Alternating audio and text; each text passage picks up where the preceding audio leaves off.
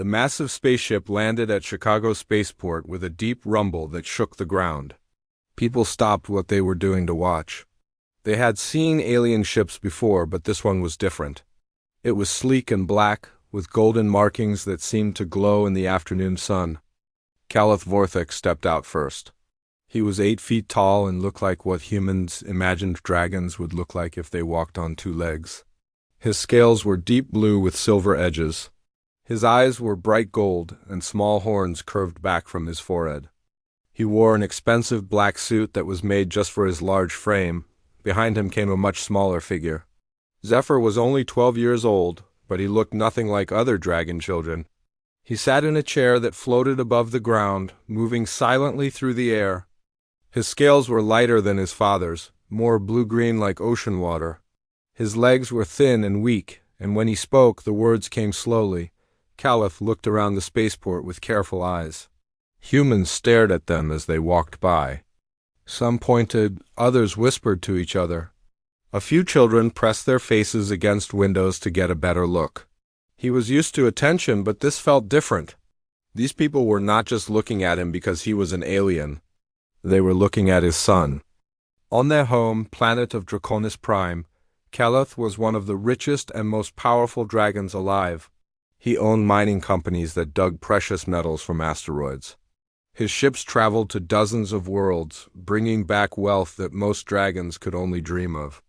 But all his money and power could not fix what was wrong with his son. Zephyr had been born with something the doctors called genetic muscle weakness. His body did not grow strong like other dragon children. His legs could not hold his weight. His voice box did not work the same way. On Draconis Prime, children like Zephyr were often hidden away. Families were ashamed. They thought weakness meant failure, but Caliph loved his son more than anything in the universe. He would fight anyone who said Zephyr was less than perfect. Still, he could not ignore the stares and whispers that followed them everywhere they went. That was one reason he had chosen to come to Earth for this business trip. He had heard that humans were different. They were said to be kinder to those who were not like everyone else. But as he watched people stare at Zephyr's floating chair, Caliph began to wonder if he had made a mistake. A human official in a blue uniform approached them. She was small compared to Caliph, barely reaching his chest. But she did not seem afraid. She looked directly at him and smiled. "Welcome to Earth, Mr. Vorthek," she said. "I am Captain Rodriguez from the Alien Relations Office. We are honored to have you here," Caliph nodded. "Thank you. This is my son, Zephyr." Captain Rodriguez turned to the boy and smiled again. "Hello, Zephyr. I hope you enjoy your visit to our planet." Zephyr's eyes went wide. Most adults did not speak directly to him. They usually talked to his father as if Zephyr was not there. He tried to say hello back, but the words got stuck. His face turned red with embarrassment. "Take your time," Captain Rodriguez said gently. "There is no hurry." After a moment, Zephyr managed to whisper, "Hello?" "It is very nice to meet you," she replied, as if he had spoken perfectly clearly. Caliph felt something tight in his chest loosen just a little.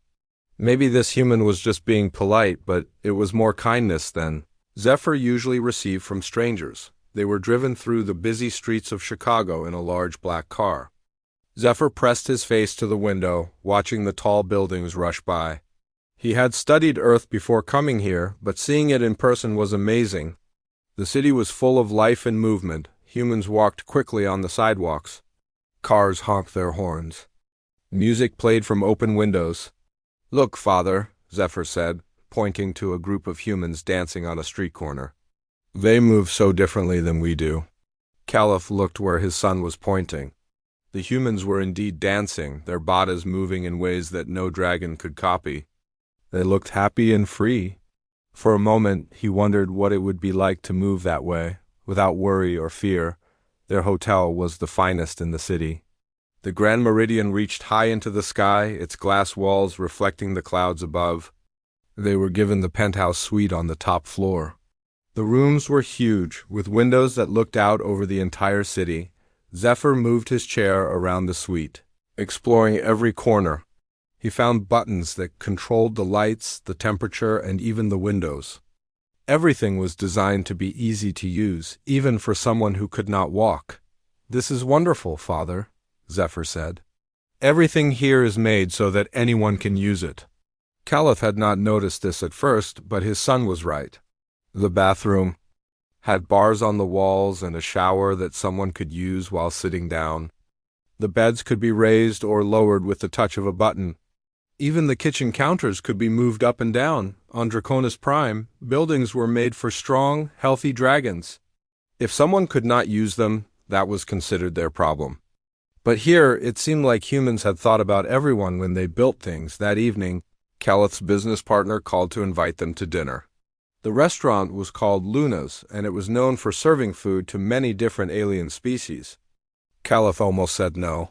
He was tired from the long trip, and he worried about taking Zephyr to a crowded place, but Zephyr looked so excited about going out that Caliph could not disappoint him. They dressed in their finest clothes and took a taxi to the restaurant. Luna's was busy when they arrived. The room was full of humans and several other alien species. The air smelled of strange and wonderful foods. Soft music played in the background, and candles flickered on every table. As they waited to be seated, Caliph noticed the stairs again. A human family at a nearby table kept looking at Zephyr's chair. A group of aliens from the planet Vigo whispered to each other and pointed. Even the hostess seemed uncomfortable, not sure where to seat them. Caliph's jaw tightened. His protective instincts kicked in. He was about to demand they leave when a young human woman approached them. She had dark hair pulled back in a simple style, and wore the black uniform of the restaurant staff. Her name tag said Lisa. She was not very tall, but she moved with confidence. When she smiled, her whole face lit up. "Good evening," she said. "You must be Mr. Vorthik. We have been expecting you." She turned to Zephyr, and something amazing happened. Instead of staring at his chair or looking uncomfortable, she knelt down so they were at the same eye level. "And you must be Zephyr," she said. "I am Lisa, and I will be taking care of you tonight." Zephyr's mouth fell open in surprise. Very few people outside his family ever spoke to him first. Most waited for his father to introduce him, if they acknowledged him at all. "Hello," Zephyr managed to say, his voice stronger than usual. "I love your chair," Lisa said. "Is it comfortable?" "I have never seen one that floats like that before." Zephyr beamed with pride. "It is very comfortable. It uses magnetic fields to stay in the air. My father had it specially made for me." "That is incredible," Lisa said, and she sounded like she really meant it. "Would you like me to show you to your table? I picked one with the best view of the city." As she led them across the restaurant, Caliph noticed something he had never seen before. Zephyr was sitting up straighter in his chair. His eyes were bright with happiness. For the first time in a long time, his son looked confident. Maybe coming to Earth had not been a mistake after all. Lisa led them to a table by the large windows that looked out over the city lights. The view was beautiful, but Caliph barely noticed. He was too busy watching how his son responded to this human woman. Zephyr had not stopped smiling since she spoke to him. "Here you go," Lisa said, pulling out a chair for Caliph. "And Zephyr, would you like to park your chair here? You will have the best view of everything from this spot." Zephyr moved his floating chair into position and looked around with wonder. He could see the kitchen through a window where chefs were cooking. He could watch other diners at their tables. And through the big windows the city sparkled below them like stars. "This is perfect," Zephyr said. "Thank you, Lisa." "You are very welcome," she replied. "Now, what would you like to drink? We have lots of different options, including some special drinks for our dragon guests." Most servers would have asked Caliph first or looked at him while they spoke. But Lisa kept her attention on Zephyr, waiting for his answer. "Could I have some of that fruit juice you have?" Zephyr asked. "The purple one? I read about it before we came here." "Ah, you mean the blueberry and grape mix?" Lisa said. "That is one of my favorites too. Good choice." She turned to Caliph. "And for you, sir? Water will be fine," Caliph said. He was still surprised by how naturally this human treated his son. On his home planet, even friends of the family often acted uncomfortable around Zephyr. "I will be right back with your drinks," Lisa said. Take your time looking at the menu. If you have any questions about the food, just ask. We have some wonderful dishes tonight. After she left, Zephyr turned to his father with excitement. She is so nice, father. She actually listened to me. Caliph felt his heart ache a little. His son was so happy just because someone had treated him normally. It should not be such a rare thing. Yes, she seems very kind, Caliph agreed. They looked at their menus, but Zephyr kept glancing around the restaurant. He watched the other diners, the servers moving between tables, and the musicians setting up in the corner. Everything seemed to fascinate him. Lisa returned with their drinks. She set the purple juice in front of Zephyr with a smile. I asked the kitchen to add some extra fruit slices. I hope you like it. Zephyr took a sip and his eyes went wide. This is delicious. It tastes like summer, Lisa laughed. That is a beautiful way to describe it. Have you decided what you would like to eat? I am not sure, Zephyr said. There are so many choices. What do you think I should try? Caliph expected Lisa to suggest something simple or safe. Most people assumed Zephyr could not handle complex foods because of his condition, but Lisa surprised him again. Well, what kinds of flavors do you like? She asked. Do you like spicy food? Sweet food? Something in between? Zephyr thought carefully. I like foods that are interesting. Different from what we have at home, but not too spicy. In that case, I think you should try the honey-glazed salmon with earth vegetables. It is sweet and savory, and the vegetables are prepared in a way that is very different from draconian cooking. Plus, it is one of our most popular dishes. That sounds perfect, Zephyr said. And for you, sir? Lisa asked Caliph. The same, he said. He was curious to see what his son would think of human food. As Lisa wrote down their order, Zephyr asked, Do you like working here? I do, Lisa said. I get to meet people from all over the galaxy. Everyone has such interesting stories. What? About you? What do you like to do? Zephyr's face lit up.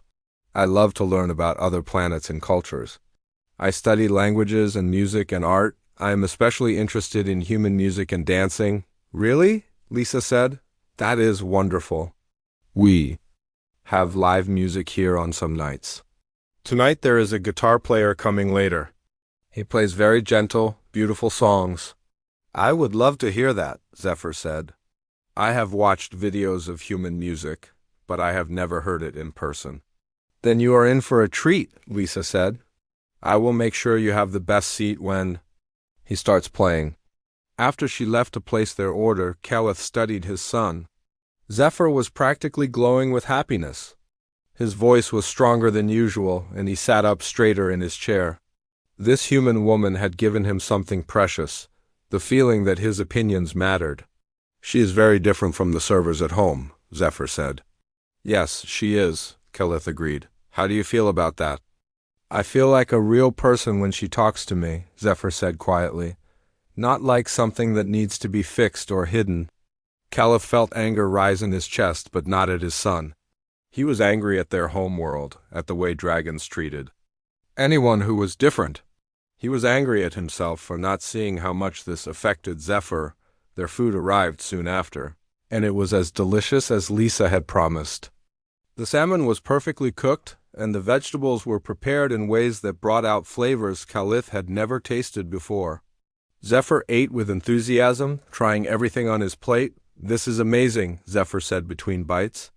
Earth. Food is so different from home. Do you like it? Caliph asked. I love it. It is like the whole planet has a different way of thinking about everything, even food. As they ate, Lisa checked on them several times. She never rushed them or made them feel like they needed to hurry. She answered all of Zephyr's questions about the food and told him stories about how the dishes were made. The chef who created this recipe traveled to 12 different planets to learn about their cooking styles, she explained. Then he combined the best parts of each one to make something new. That is so creative, Zephyr said. On our planet, we mostly eat the same things our families have always eaten. There is nothing wrong with tradition, Lisa said. But it is also fun to try new things. That is how we learn and grow. As the evening went on, other diners began to notice Zephyr. But instead of staring with discomfort, they seemed curious. In a friendly way, a human child at a nearby table waved at him, and Zephyr waved back. An elderly human couple smiled and nodded when they walked past. Then the musician arrived. He was a young human man with a guitar, and he sat up in the corner of the restaurant. Lisa came over to their table. "The music is about to start," she said. "Would you like me to ask him to play something special? Could you?" Zephyr asked, his eyes wide with excitement. "Of course. What kind of music do you like?" Zephyr thought for a moment. "Something peaceful. Something that makes you want to move." Lisa nodded and walked over to the musician. They talked for a minute, and she pointed toward Zephyr's table. The musician smiled and nodded. "Ladies and gentlemen," the musician said into his microphone, "I would like to start tonight with a special song. This is for a young visitor from far away who loves music and wants to hear something peaceful that makes you want to move." He began to play a gentle melody that seemed to float through the air. The notes were soft and sweet, but there was a rhythm that made people want to sway along. Zephyr closed his eyes and listened with his whole body. "It is beautiful," he whispered to his father. Around the restaurant, other diners began to move gently with the music. Some swayed in their chairs, others tapped their feet. A few couples stood up and began to dance slowly between the tables. Zephyr watched them with wonder. "They make it look so easy," he said, "so natural." "Dancing is a big part of human culture," Lisa said, appearing beside their table. "It is how they express feelings that words cannot describe." "I wish I could dance like that," Zephyr said quietly. Caliph felt his heart break a little. His son had never been able to dance the way other dragon children did. On Draconis Prime, dancing required strong legs and quick movements. Zephyr had always been left out, but Lisa heard what Zephyr said, and she did something that changed everything. "Who says you cannot dance?" she asked. Zephyr looked up at her with surprise. "But I cannot stand up. I cannot move like they do." "Dancing is not just about standing up," Lisa said. "Dancing is about moving with the music in whatever way feels right to you. You have a chair that can move in ways that human bodies cannot. That means you can dance in ways that we cannot." She looked at Zephyr with a serious expression. "Would you like to try?" Zephyr's mouth fell open. "You mean it? You would dance with me?" "I would be honored," Lisa said. "But only if you want to." Zephyr looked at his father, who nodded encouragingly. Then he looked back at Lisa with a smile. That seemed to light up the entire restaurant. "Yes," he said. "I would love to dance with you." Lisa stood beside Zephyr's floating chair with her hand extended toward him. The restaurant seemed to hold its breath. Conversations grew quieter. Even the clinking of dishes from the kitchen seemed to soften. Zephyr looked at her outstretched hand, then at his father. Caliph had tears in his golden eyes, but he was smiling. He nodded at his son with encouragement. "I do not know how to dance with humans," Zephyr said softly. "That is okay," Lisa replied. "I do not know how to dance with someone who can float. We can learn together." Zephyr reached out and took her hand. It was warm and gentle. Lisa's smile grew wider. "The most important thing about dancing," she said, "is to feel the music and let your body move the way it wants to. There are no rules. There is no wrong way." The guitar player seemed to understand what was happening. He began to play a slower, more flowing melody. The notes drifted through the air like water, gentle and peaceful. Zephyr closed his eyes and listened. After a moment, he began to move his chair in a slow circle. The chair responded to his thoughts, turning smoothly and silently. Lisa watched carefully, learning his rhythm. "That is beautiful," she said. "You move like you are floating on clouds." Encouraged, Zephyr began to add more movements. He made his chair rise and fall gently like it was breathing with the music. He turned in graceful spirals, his movements becoming more confident with each note. Lisa began to move with him. She walked around his chair, her steps light and flowing. When he moved up, she would reach toward him. When he moved down, she would bend gracefully. They were not touching, but they were dancing together. Other people in the restaurant began to notice. Conversations stopped completely. Servers paused in their work. Even the chef came out of the kitchen to watch, but nobody was staring the way they had before. They were not looking at Zephyr because he was different. They were watching because what he was doing was beautiful. "You are a natural dancer," Lisa said as she spun around him. "This is amazing." Zephyr opened his eyes and saw that people were watching. For a moment he felt scared, but then he saw their faces. They were smiling. They looked happy to see him dance. "They are not staring," he said with wonder. "They are watching," Lisa corrected. "There is a big difference. They are watching because you are doing something wonderful." The music began to build, and Zephyr became bolder. He made his chair dance in ways that no human could copy. He spun in tight circles, then spread out in wide arcs. He rose up high, then swept down low. His movements were smooth and flowing like water or wind. Lisa matched his energy. She leaped and spun, her movements becoming more joyful. When Zephyr went high, she jumped. When he went low, she crouched down. They were creating something new together, a dance that had never existed before. "Look what you can do," Lisa called out as she spun around him. "Look how you make the music come alive." Zephyr felt something he had never experienced before. He felt powerful. He felt graceful. He felt like he belonged. The other diners began to respond. Some started clapping along with the music. Others swayed in their seats. A few couples stood up and began to dance too, inspired by what they were seeing, but Zephyr was the center of it all. His chair moved like it was alive, responding to every note of the music. He was not trying to copy human dancing or dragon dancing. He was creating his own style, something that was uniquely his. "This is how you were meant to move," Lisa said, her voice full of joy. "This is your gift."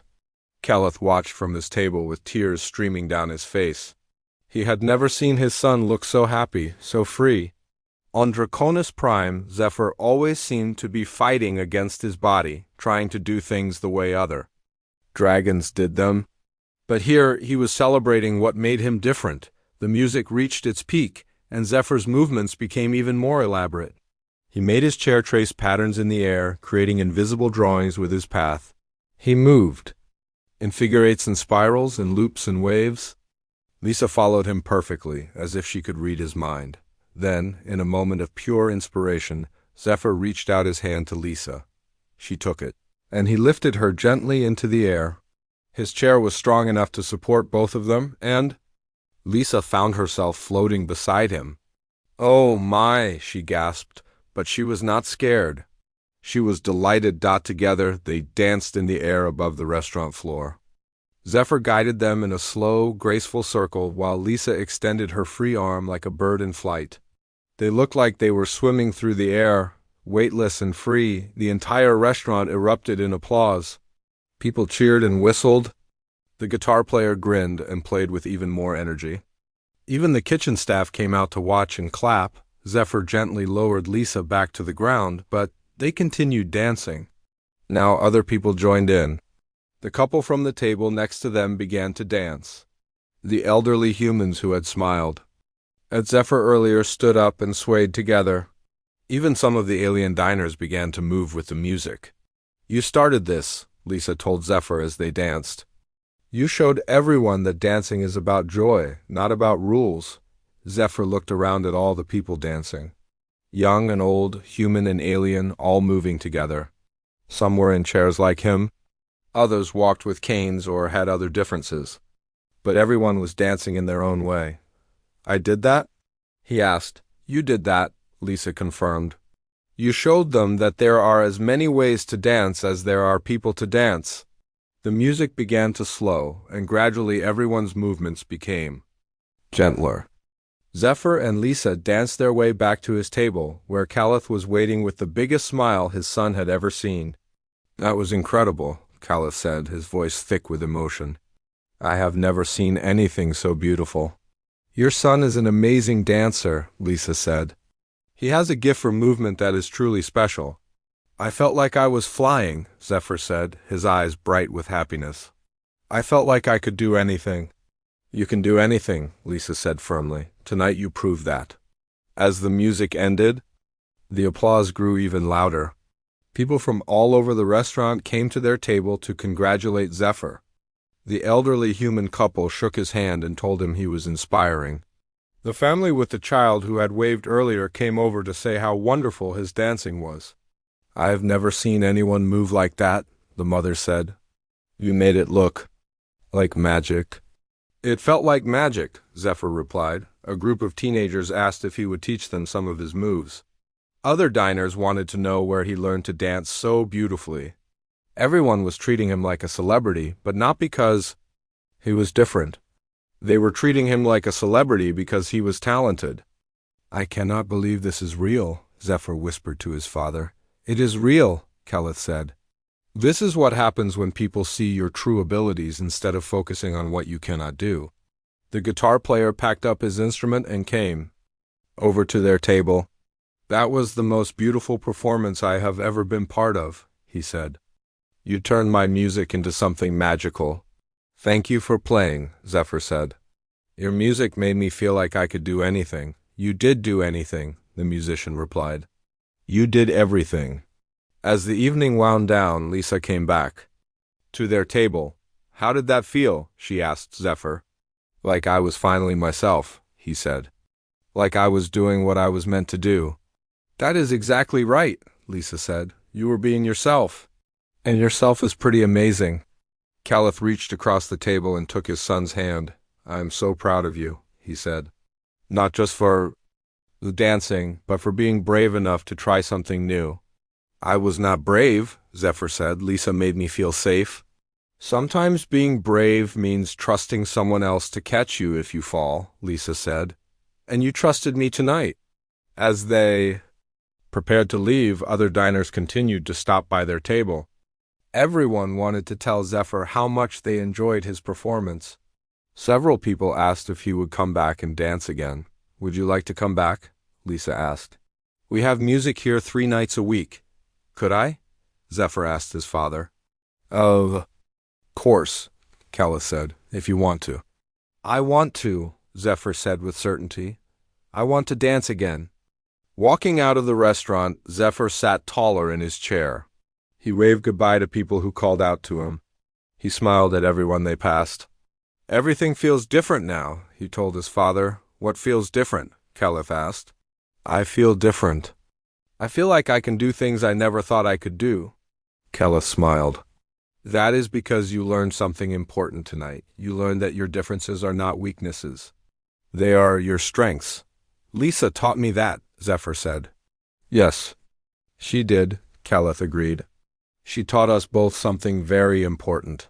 As they rode back to their hotel, Zephyr looked out at the city lights and thought about everything that had happened. A few hours ago, he had been just a disabled dragon boy who felt out of place everywhere he went. Now he was a dancer. He was someone who could inspire others and create beauty. "Father," he said quietly, "I do not want to go home yet." "Neither do I," Keleth admitted. "Neither do I?" The next morning, Zephyr woke up with a smile on his face. For the first time in his life, he was excited to start a new day. He kept thinking about the night before, about dancing and feeling free. About people watching him because they thought he was amazing, not because they felt sorry for him. "Father, can we go back to Lunas today?" he asked over breakfast. Keleth looked up from his business papers. "Do you really want to go back?" "Yes," Zephyr said without hesitation. "I want to see Lisa again. I want to thank her properly for what she did." "Then we will go," Keleth said. "But first I have some meetings today. Would you like to come with me, or would you prefer to stay here?" "I want to come with you," Zephyr said. "I want to see more of how humans work together." Keleth was surprised. Usually Zephyr preferred to stay in their room when they traveled. He did not like being around strangers, especially in business settings. But something had changed in his son overnight. They went to Keleth's first meeting at a tall office building downtown. The meeting was with human business leaders who wanted to work with his mining company. Keleth expected them to be polite to Zephyr, but mostly ignore him, the way most business people did. Instead, something wonderful happened. The humans greeted Zephyr directly and asked him what he thought of Earth. They showed him charts and pictures of the work they did. asked smart questions and listened carefully to his answers. Your son is very bright, one of the humans said to Caliph. He asks excellent questions about our mining safety procedures. Zephyr has always been interested in how things work, Caliph said proudly. On our planet, we have learned that different perspectives make us stronger, another human said. Someone who sees the world differently often notices things the rest of us miss. Caliph thought about this as they left the meeting. On Draconis Prime, business meetings were only for the strongest and most powerful dragons. Anyone who was different was seen as a weakness. But these humans seemed to value different ideas and viewpoints. Their second meeting was even more interesting. The humans showed them pictures of their mining operations on Earth's moon. But what caught Zephyr's attention were the special tools and machines they had built. These machines can be operated by anyone, the human engineer explained. Someone who cannot lift heavy objects can still control the big mining robots. Someone who cannot walk can still operate the drilling equipment from a command center. Why did you design them that way? Zephyr asked. Because good ideas come from all kinds of people, the engineer said. We found that when we made our workplace accessible to everyone, we got better at solving problems. People who face challenges every day are often the best at finding creative solutions. Caliph felt something shift in his mind. He had always thought his job was to protect Zephyr from a world that would not accept him, but what if the world could be changed instead? That afternoon they went to Luna's for lunch. Lisa was there, and her face lit up when she saw them. Zephyr! I was hoping you would come back, she said. How are you feeling today? Amazing, Zephyr said. I keep thinking about last night. I have never felt so happy. I am so glad, Lisa sighed. You looked like you were born to dance. It was beautiful to watch. As they ate lunch, Lisa told them more about her life. She was studying to become a xenobiologist, which meant she learned about life forms from different planets. She worked at the restaurant to pay for her school. I have always been interested in how different species solve problems, she said. Dragons, for example, are incredibly strong and can fly. But humans are good at working together and adapting. To change. What do you mean by adapting? Caliph asked. Well, humans are not the strongest or fastest species in the galaxy, Lisa explained. We cannot fly or breathe underwater naturally. But we are very good at changing our environment to fit our needs, and we are good at helping each other. She told them about her younger brother, Alex. He had been born with a condition that made his muscles weak, similar to Zephyr's condition. When Alex was little, he was very sad, Lisa said. He thought he could not do the things other children did. But our family learned that he could do different things, often better things. What kind of things? Zephyr asked, leaning forward with interest. Alex became amazing with computers because he spent so much time sitting down, Lisa said. He learned to think in ways that other people could not. He now designs computer programs that help other people with disabilities live easier lives. He turned his challenge into his strength, Caliph said thoughtfully. Exactly, Lisa said. That is what humans try to do. We believe that everyone has something valuable to contribute. Lisa told them about human history, about how their society had slowly changed over many years. She explained that it had not always been this way. Long ago, humans had also treated people with disabilities poorly. But we learned that this was wrong, she said. We learned that when we help everyone participate, our whole society becomes stronger. She told them about laws humans had made to ensure that buildings were accessible to everyone, about schools that taught all children together, about workplaces that were designed for people with different abilities. We even have sports competitions just for people with disabilities, Lisa said. They are called the Paralympics, and the athletes are some of the most amazing people you will ever see. Zephyr's eyes grew wide. There are sports for people like me? There are sports for everyone, Lisa said. Humans believe that competition and achievement should be available to all people, no matter how their bodies work. After lunch, Lisa had a break from work. She offered to show them around the city, and they accepted eagerly. She took them to a nearby park where they saw something that amazed Caliph, The park was full of people of all kinds. Children played together, some in wheelchairs, some using walking aids, some without any visible differences.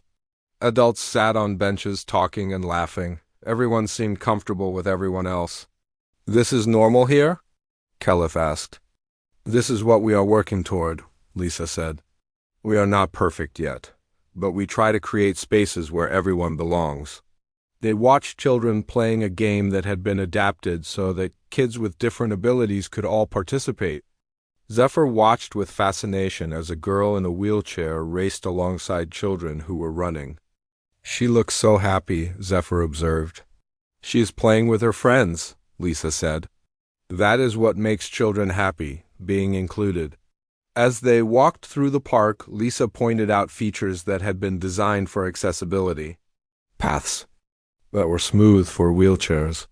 Signs that could be read by people with vision problems. Play equipment that children with different abilities could use. "Your whole society thinks about this," Caliph said with wonder. "We try to," Lisa said. "We learned that when we design things with everyone in mind from the beginning, it works better for everyone." That evening they returned to Luna's for dinner. The guitar player was there again, and when he saw Zephyr, he smiled and waved. "Would you like to dance again tonight?" Lisa asked. "Yes," Zephyr said immediately. "But this time, I want to try something different."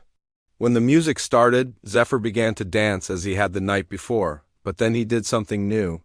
He invited other people to join him. He showed a human child how to move in rhythm with his floating chair. He helped an elderly woman find her own way to dance while sitting down. Soon, half the restaurant was dancing together, all following Zephyr's lead. People were learning from each other, adapting their movements to include everyone. Caliph watched his son teaching others and felt his heart swell with pride. But more than that, he felt his mind opening to new possibilities. "Lisa," he said during a quiet moment, "can I ask you something?" "Of course," she said. "How do you see Zephyr's future? What do you think he could become?" Lisa looked at Zephyr, who was laughing as he danced with a group of children. "I see a teacher," she said. "I see someone who shows others that there are many ways to be amazing.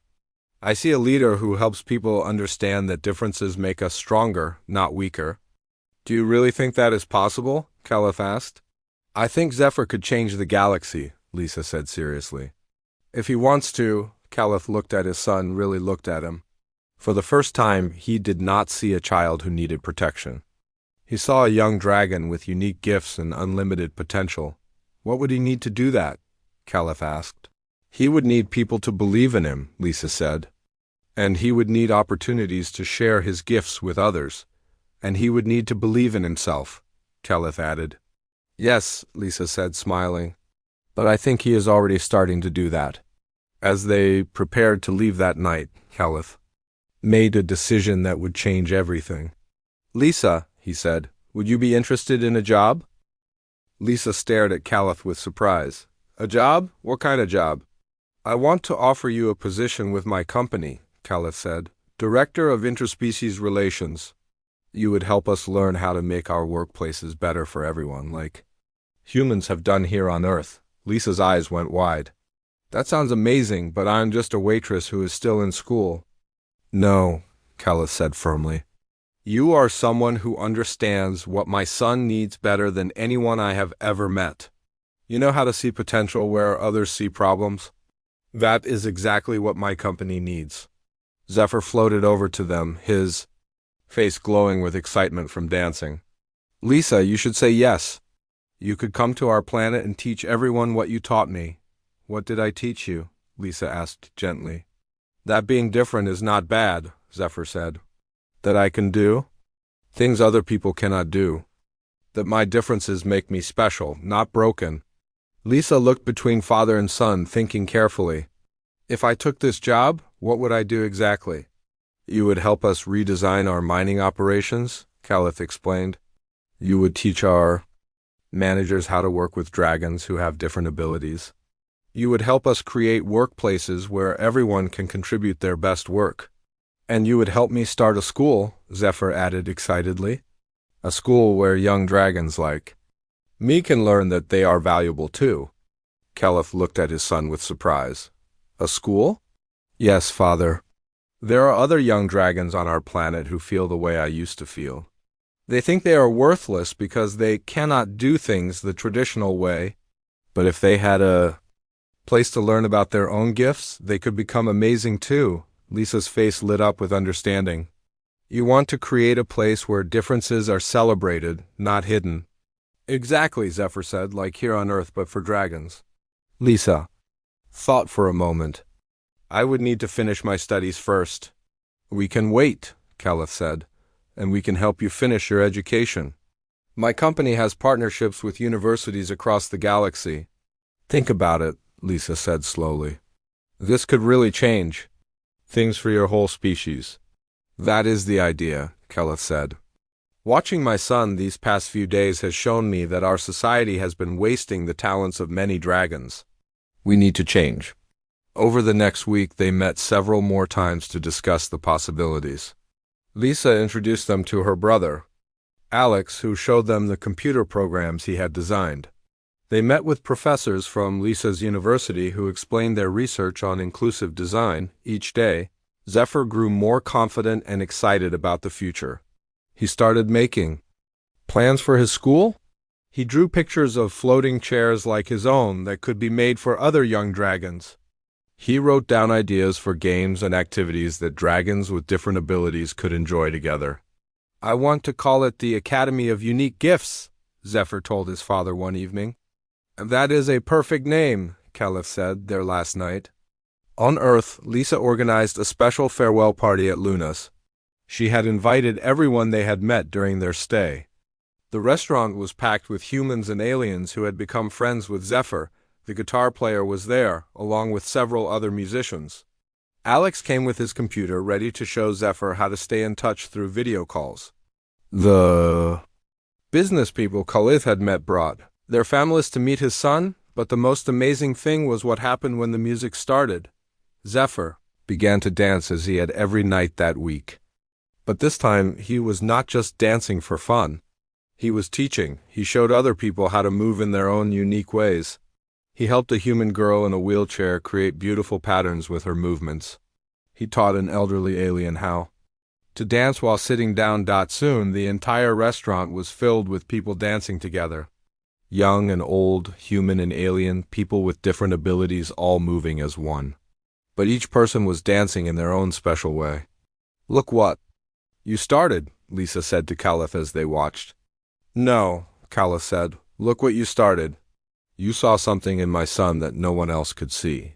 I just treated him like a person, Lisa said. That was everything to him, Caliph replied.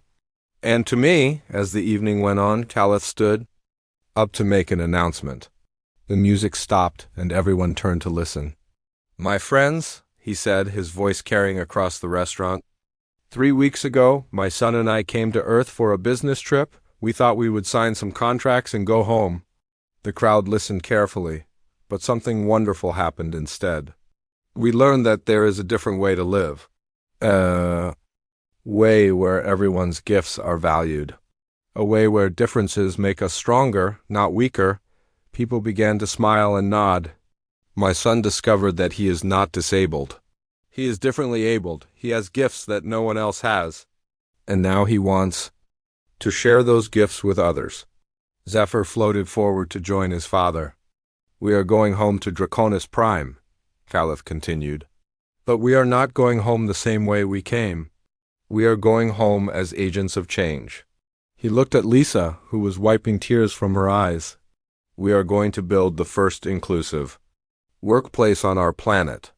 We are going to create schools where all young dragons can learn about their unique gifts. And we are going to show our people that the way humans treat each other is not just kind, it is smart. The crowd began to applaud. But we cannot do this alone, Caliph said. We need someone who understands both how to see potential in everyone and how to help that potential grow. He turned to Lisa. Lisa Martinez, will you come with us and help us change our world? Lisa stood up slowly. She looked around the restaurant at all the faces watching her. She looked at Zephyr, who was practically glowing with hope. She looked at Caliph, who had tears in his golden eyes. Yes, she said simply. I will come with you. The restaurant erupted in cheers and applause. People jumped to their feet, whistling and clapping. Zephyr spun his chair in happy circles, laughing with pure joy. But first, Lisa added when the noise died down, I want to finish my degree. And I want to bring some friends with me when I come. Who? Caleth asked. My brother Alex, for one. And some of my professors. If we are going to change an entire planet, we will need a team. Whatever you need, Caleth said. Whatever it takes. The party continued late into the night. People shared stories and made plans. The musicians played song after song while Zephyr led dance after dance.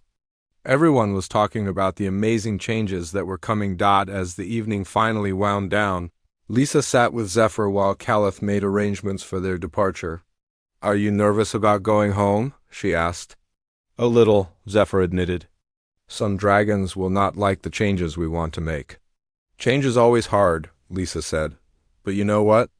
You have something now that you did not have before. What is that? You know who you really are. You know that you are valuable and talented and capable of amazing things. No one can take that away from you now, Zephyr smiled. You taught me that. No, Lisa said. You always knew it deep inside. I just helped you remember. The next morning, they met at the spaceport for their departure. A crowd of friends had come to see them off. Lisa's suitcases were packed and she had a new job title. Director of Interspecies Relations and Inclusive Development. As they walked toward SIP, Zephyr looked back at Earth one more time. Thank you, he called out to the crowd of humans who had come to say goodbye. Thank you for showing us a better way to live, Caleth added. The humans cheered and waved as the ship prepared for departure. Lisa looked out the window as Earth grew smaller below them. Are you ready for this adventure? Caleth asked her. I have been ready my whole life, Lisa said. I just did not know it yet. Zephyr floated between them, looking out at the stars. Ahead. Father, do you think we can really change our whole planet? I think we can change the galaxy, Caleth said. One person at a time, one dance at a time, one act of kindness at a time. As their ship jumped to hyperspace, carrying them toward Draconis Prime and their new future, Zephyr began to hum the melody from that first night at Luna's. The song that had changed everything. Soon, Lisa and even Caleth were humming along. 3 voices, 3 species, 3 different backgrounds, all singing the same tune. All heading toward the same dream of a galaxy where everyone belongs. Behind them, Earth continued to spin peacefully in space, sending its greatest gift out into the universe. The simple idea that every being has value and that differences make the whole cosmos stronger. The stars ahead seemed to sparkle with possibility.